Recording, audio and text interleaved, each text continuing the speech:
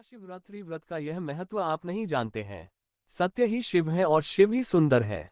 तभी तो भगवान आशुतोष को सत्यम शिवम सुंदर कहा जाता है। भगवान शिव की महिमा अपरंपार है।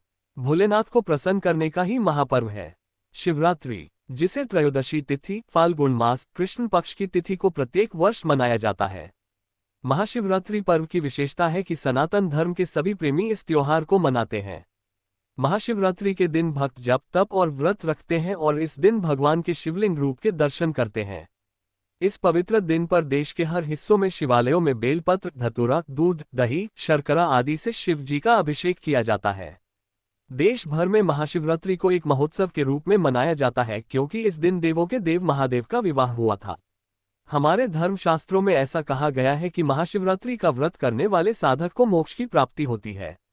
जगत में रहते हुए मनुष्य का कल्याण करने वाला व्रत है महाशिवरात्रि। इस व्रत को रखने से साधक के सभी दुखों पीड़ाओं का अंत तो होता ही है, साथ ही मनोकामनाएं भी पूर्ण होती है। शिव की साधना से धन धान्य सुख सौभाग्य और समृद्धि की कमी कभी नहीं होती। भक्ति और भाव से स्वत के लिए तो करना ही चाहिए, साथ ही जगत के कल्याण के लिए भगवान आशुतोष की आराधना करनी चाहिए। मनसा वाचा कर्मणा हमें शिव की आराधना करनी चाहिए। भगवान भोलेनाथ नीलकंठ है, विश्वनाथ है।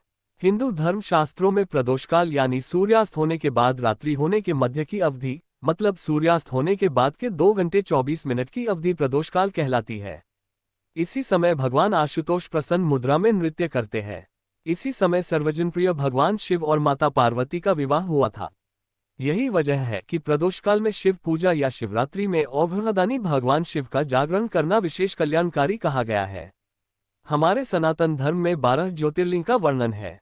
कहा जाता है कि प्रदोष काल में महाशिवरात्रि तिथि में ही सभी ज्योतिर्लिंग का प्रादुर्भाव हुआ था।